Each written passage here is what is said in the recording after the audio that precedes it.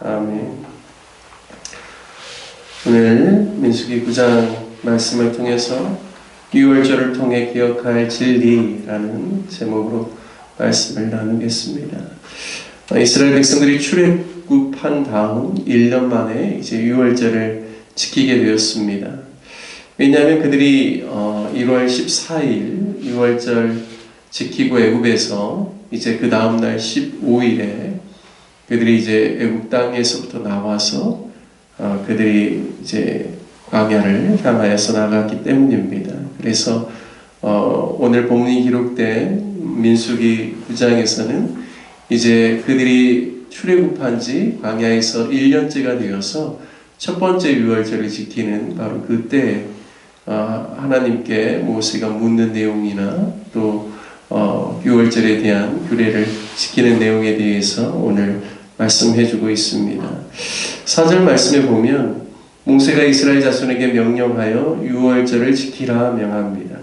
그리고 5절에 보면 그들이 첫째 달 14째 날 해질 때 시내 광야에서 유월절을 지켰을 때 이스라엘 자손이 여호와께서 모세에게 명령하신 것을 다 따라 행하였더라 말씀합니다. 하나님께서 정하신 이 유월절에 대해서 모세가 이스라엘 자손 모두에게 지키도록 명령한 것이죠.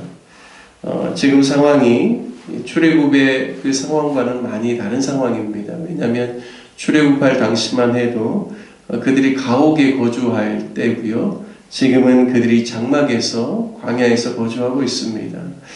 따라서 애굽에서 나오기 전에는 각 집마다 유월절 양, 그래서 1년 된 하나님께서 흠없는 순양이나 순염소를 1월 10일에 준비하였다가 14일에 잡으라고 했었거든요. 그러니까 이 애굽을 나오기 전까지만 해도 각 가정별로 그러한 의식을 준비하고 행하기에 여러 가지 수월한 점이 많았던 것이죠.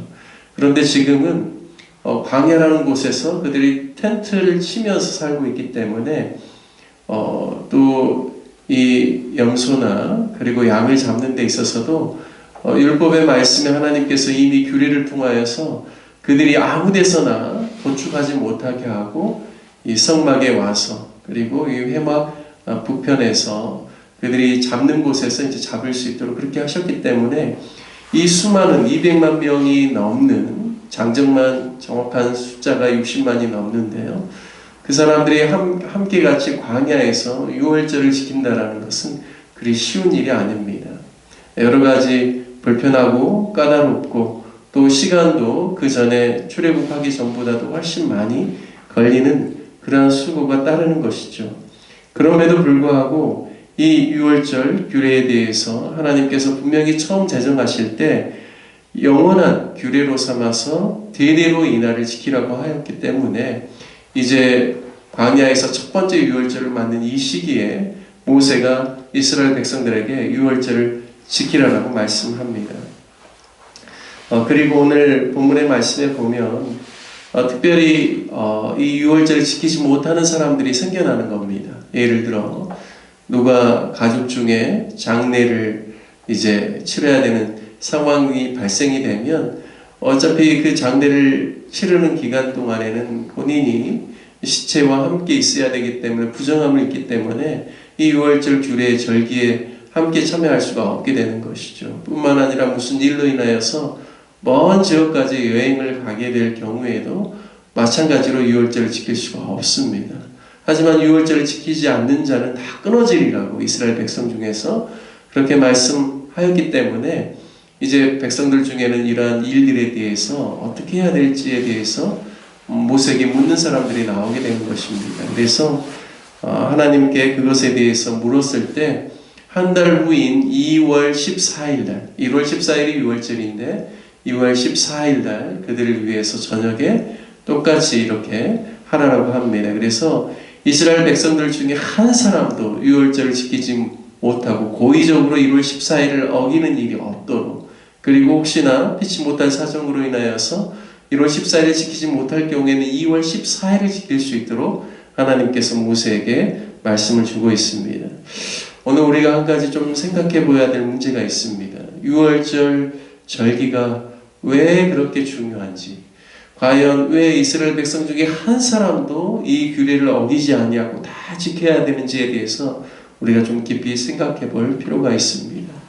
단순히 절기, 예식, 의식을 하나님께서 빼놓지 말고 지키라고 하는 것, 그 의미 이상이 바로 이 유월절 안에 있기 때문입니다. 유월절은 이스라엘 백성들이 출애굽할 때 모든 장자가 다 죽어야 되는 그러한 상황에 있지만 하나님께서 그 1년 된 숫 양의 그 피를 문설주와 또 지방의 양편에 다 발라서 그 피를 볼 때 죽음의 사자가 넘어갈 것이다. 그래서 결국에는 너희가 구원함을 입는 것이 너희가 혈통적으로 그냥 이스라엘 백성, 이스라엘 자손이기 때문이 아니라 바로 이 어린 양의 피로 말미암아 너희가 정말 생명을 얻게 되고 구원함을 얻었다라는 사실을 그들로 하여금 대대로 새기게 하기 위함입니다.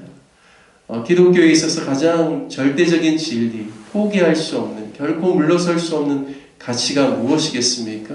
그것은 바로 우리의 어떠함 때문에, 우리의 의로움 때문에 우리가 하나님의 자녀가 되거나 구원함을 입는 것이 아니라 오직 예수 그리스도의 십자가의 피의 공로로 말미암아 우리가 그것을 믿을 때 우리가 구원함을 입게 되고 예수 그리스도로 말미암아 우리가 하나님의 자녀된 권세를 우리가 얻게 되고 또 우리가 영원토록 영생을 누리는 삶을 바로 예수 그리스도를 통하여서 우리가 얻게 된다라는 사실, 이것이 기독교의 핵심 진리이고 구약에서 미리 약속하신 하나님의 약속이라는 사실이죠.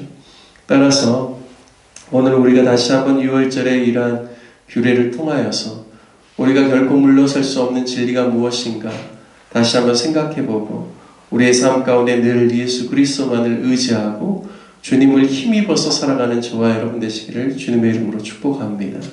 때로는 우리가 넘어질 때도 있고 또 우리 죄악 가운데서 때로는 방황할 때도 있지만 우리가 다시 한번 그때마다 일어설 수 있는 큰 비결과 힘이 있다면 그것은 우리 주 예수 그리스도의 보혈의 권세, 그 공로가 그 세상의 어떠한 죽음을 이기고 또 우리를 죄와 사망에서부터 우리를 자유케 하시기 때문임을 믿습니다.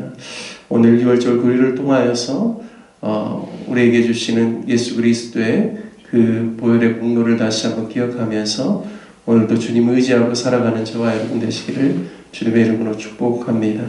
함께 같이 말씀 적용하며 기도하기를 원합니다.